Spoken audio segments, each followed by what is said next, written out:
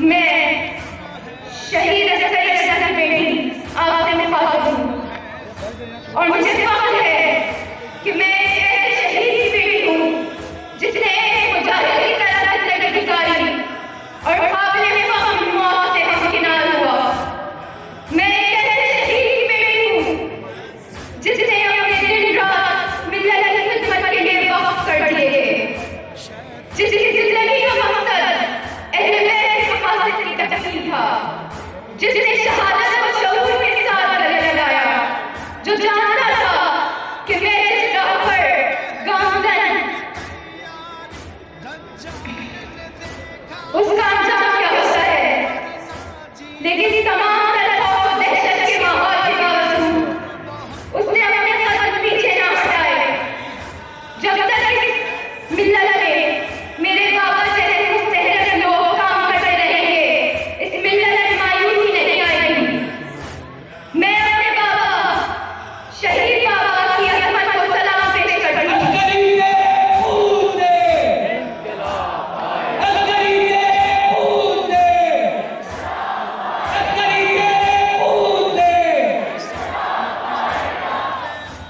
और इस मिल्लत के तमाम शुहदा को भी सलाम पेश करती हूँ। इसके साथ इन तमाम लोगों को भी सलाम पेश करती हूँ जो इस राह के राही हैं।